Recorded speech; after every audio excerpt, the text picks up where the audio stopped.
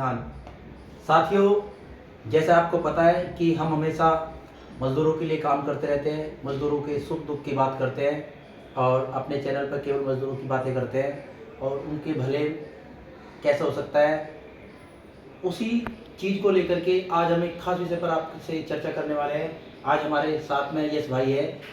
इनके पिताजी भरत जी, जो वार्ड संख्या 232 यमुना विहार में एक सफाई कर्मचारी थे दिल्ली नगर निगम में, जुलाई में उनकी डेथ हो गई थी। घर की स्थिति बेहद दयनीय है, खराब है। आप अंदाज़ा लगा सकते हैं कि इवन इनके पास आज किराए तक के पैसे नहीं हैं।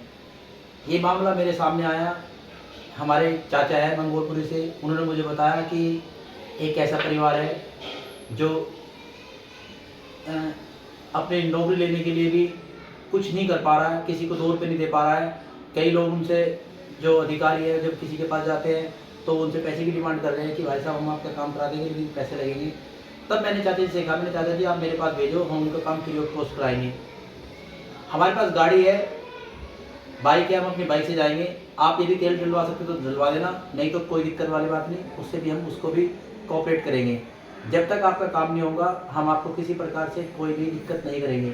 जब आपका काम हो जाए तो आप हमारे कपड़े बनवा देना, आपको जो ठीक लगे। आपको लगे कि प्रमोद भाई आपने मेहनत की है, हम आपके खुद से कपड़े बनाते हैं या आपको ये चीज़ है, तो वो आपकी एक अलग बात है, वरना हम आपका काम फ्री ऑफ कॉस्ट करेंगे। और ये ही होना चाहिए। डेथ केस पर खास करके यदि मैं बात करूँ तो हमें एक दूसरे का सहारा बनना है, सपोर्ट करना है, कोऑपरेट करना है और इस चीज़ को लेकर के हम काम करते हैं। यस भाई हमारे साथ में है और जैसे इन्होंने देखा, मैंने इनको बताया भाई साहब आप आओ अपना काम कराओ, गाड़ी है मेरे साथ में चलो, हेलमेट भी मैं दूंगा आपको, हर चीज़ की व्यवस्था करके दूंगा, आप साथ में चलो और अपना काम कराओ, ताकि आपको ये रहे कि हाँ मेरा काम हो रहा है। वरना ऐसे कोई आपका काम नहीं करेगा, आपको खुद लगना होगा, आपको इस लायक बनना होगा कि कल को यदि ये स्थिति किसी और के भी सामने आ जाए तो आप उनके भी साथ खड़े हो सकते हो।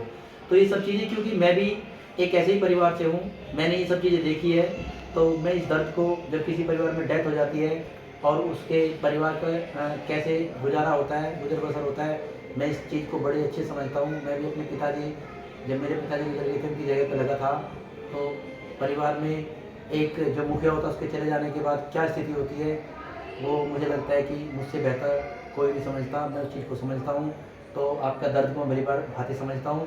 तो यस भाई आप कुछ कहना चाहते हैं इस पर? मैं तो जी ये कहना चाहता हूँ कि बस मेरी आवाज़ को सुनी जाए। घर की कंडीशन ज़्यादा ख़राब है, आर्थिक व्यवस्था बहुत ज़्यादा ख़राब है हमारे घर की सर। बस हमारी इस सिचुएशन को सुना जाए जल्द से जल्द, और हमारे पापा की नौकरी है हमें जल्द से जल्द दी जाए, जिससे दाल रोटी का गुजारा हमारा 2 टाइम का चलता है। तो देखिए किस तरीके से यश भाई ने निगम के अधिकारियों से और सभी से ये प्रार्थना की है हाथ जोड़ के कि उनके काम में किसी प्रकार का विलम्ब नहीं किया जाए, उनको जल्द से जल्द उनका जो हक बनता है वो उनको दे दिया जाए। तो इस पर एमसीडी परिवहन संघ उनका प्रदेश अध्यक्ष होने के नाते मैं इस पर काम करूँगा और आपको विश्वास दिलाता हूँ कि आपकी जो उम्मीद है उस पर खरा उतरेंगे। धन्यवाद, थैंक यू सो मच। धन्यवाद।